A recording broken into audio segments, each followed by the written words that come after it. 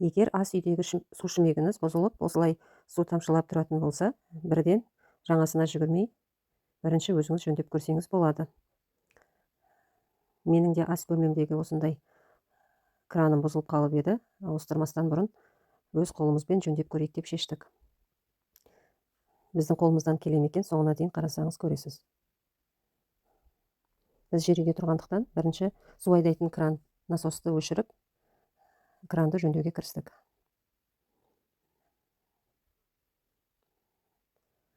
Сместительді бірінші бөлшектерге бөліп, ішіндегі барлық детальдарды босатып, тазалап көрейік деп шештік.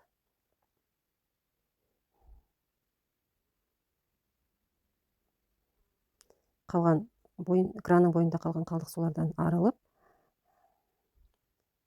содан кейін екі бұрағышын босатамыз. Ол екі бұрағышты босату үшін сол бұрағышта кішкентай кнопка болады екен. Сол кнопканы ішке басып түсіресіз. Ол қатты болады. Соны қорықпай басу керек. Ішке қатты басқан кезде кнопка бұрағышты босатып, оны шешуге мүмкіндік береді. Сөйтіп, екі жақтағы ыстық және суық судың бұрағыштарын босатып алып, ішіндегі жиналып қалған құм қайырларды тазалап көреміз. Ыстық су жағындағы бұрағышты босату кішкене қиындық туғызды. Өте көп күш керек екен. Сол себепті ер адамның көмегіне жүгінуге тура келеді.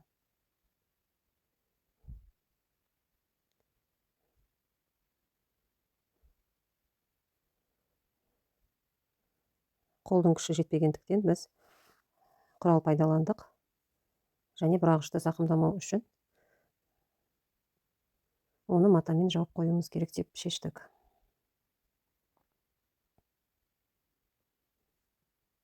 Ішіндегі құм қайырлар өте көп. Оны әбден тазалап, қырғышпенен қырып, пышақпенен де қырып, бойындағы барлық құм қайырды тазалап, жаңа қалпына келтіреміз.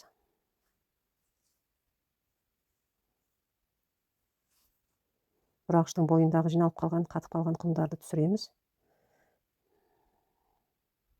Барлық өте ұсақ құмдар бұрағыштың механизміне кішкентай ақау тудырып тұр. Сондықтан су тамшылап тұр. Солардың барлығын мұқият тазалап алып тастаймыз. Сол кезде манағы тамшылап тұрған су тоқтау керек. Біз міне қазір ыстық су жағындағы бұрағышты босатайық деп жатырмыз. Бұрағышқа зақым келтірмеу үшін оны матамен орап, сыртынан құралмен қатты күшке салып, өте ұқыпты түрде босатып алдық. Бұл жағындағы да бұрағыштың іші өте құм қайырланып кеткен. Өте құмдар көп. Неше уақыттан бері жиналып қалған құм, соның барлығы ақау туғызып тұр. Соларды жақсылап тазалау керек. Кемінде 1 сағаттай уақытыңыз кетуі мүмкін, бірақ жаңа сместитель алмай, сол бұрынғы сместителіңізді жаңа қалпына келтіруіңізге болады. Отбасылық бюджетке кемінде 15 мың, болмаса 20 мың теңге көлемінде эконом жасай аласыз.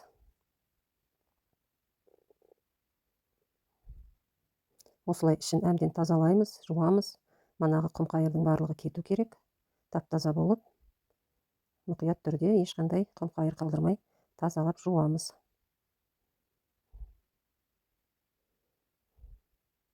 Үстінен су құйып тұрып, қайта-қайта 2-3 мәрте қайталаймыз.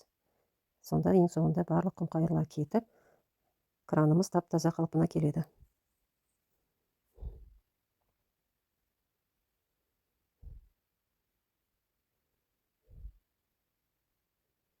Осылай қатты темірменен алмасаңыз, кейбір құм қайырлар түспей қатып қалған. Өйткені бұл ыстық су жағы өте қатты болып қалған екен. Бірақ барлығын ұқыпты түрде түсіріп тастауға болады.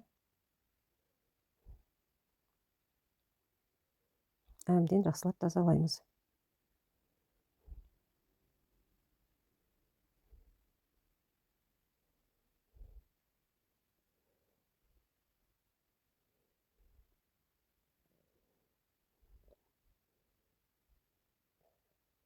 Матаның көмегімен суын сорғытып алып, құмдары қалды ма, қалмады ма тексеріп отырып тазалаймыз.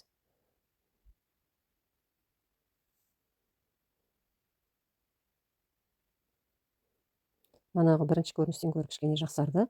бірақ тағы да тазалау керек. Және мына бұрағыштың бойындағы барлық құм қайырларды түсіреміз. Бұрағыштың ішінде екі деталь болады. Біріншісі үстіңгі және астыңғы детальдар. Оларды өзінің басатын точкалары болады екен. Соны басу арқылы шығарып аласыз. Және көбік суға салып, жақсылап қырып тазалап жуу керек. Жаңа қалпына келтіресіз. Тек қана қақтанып қалған түрі болмаса, деталь кранның ешқандай жері бұзылмаған. Тек қақтар ғана механизміне кедергі келтіріп тұр. Соларды тазалап тастасаңыз, кран әлі сізге ұзақ уақыт қызмет ететін болады.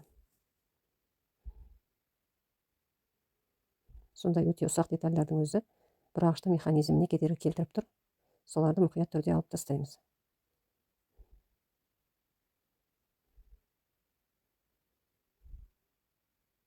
Барлығын алып, тазалап, ұқыпты түрде жуып, көбікпен жуып және таза сумен артынан жақсылап шайып, деталімізді қайтадан жаңа қалпына келтіріп жинаймыз.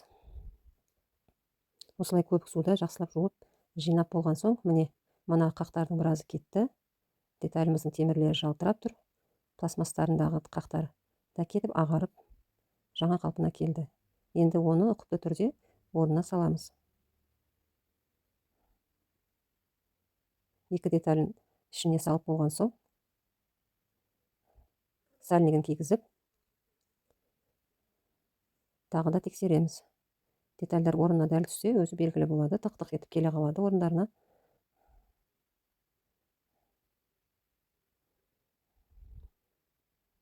Сальникті кигізіп, нықтап бекітеміз.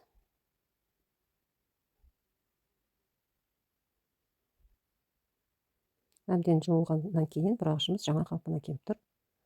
Бір-екі ғана дақтары қалған. Олар кедергі келтірмейді. Деталімізді жинап болғаннан кейін үрлеп, ашып, жауып тексереміз. Мына жерде тағы да дақтар қалған шамалы. Оны да алып тастаймыз. Болмаса қайтадан ашып жууымызға да болады ішкі құрылысын. Ешқандай да қақ қалдырмай, құмның барлығын жуып тастау керек. Және тағы да екінші бұрағышты жинаймыз. Детальдарын дәл орындарына салып, сальнигін кигіземіз және үрлеп тексереміз. Үрлеген кезде ауа шықпау керек. Яғни су тамшылайтындай тесік қалмау керек деген сөз.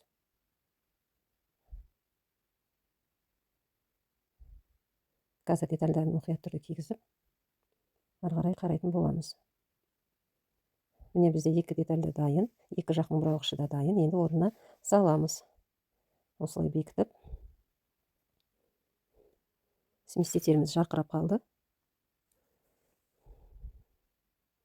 Ішіндегі барлық құм қайырларын барынша кетірдік. Және ең соңғысы шүмегін кигіземіз.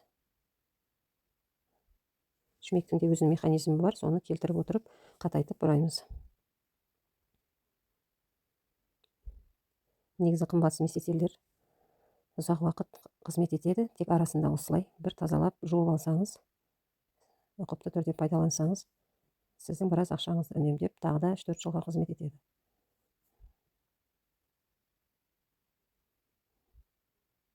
Әбден қатайтамыз, жақсылап бұрап тексереміз. Енді біз ауылды жерде тұрғандықтан насосты қосып тексереміз. Біз ең соңғы мына шүмектің аузындағы сетканы қарауымыз керек. Ол сеткада да біраз құм жиналған. Ол құмды да шаямыз осылай. Жақсылап тазалап жуып, барлық құмнан айырып, шүмектің басындағы сетканы да тазалаймыз. Міне, қалдық сулар ағып жатыр қазір. Насостың бойында, трубаның бойында ауа болғандықтан кішкене шашырап жатыр. Бірақ су көлемі өте жақсы ағып тұр. Қақтарды тазалағанның тағы бір пайдасы, судың ағу мөлшері көбейді. Сары сулардың барлығын ағызып, осылай кранның бойындағы қалған мусорлардың барлығын ағызып, сеткасын шүмектің басына қайтадан орнатамыз. Бұл жұмысымыздың ең соңғы этабы. Өз қолымызбен шүмектен тамшылап су ағып тұрған шүмегімізді жөндеп алдық. Ең соңғы мына сеткасын да тазаладық. Міне, шүмегіміз біраз жаңарып қалды. Енді қазір оның басындағы сеткасын бекітіп болғаннан кейін су қалай ағып келіп тұр және қалай тоқтап тұр тексереміз.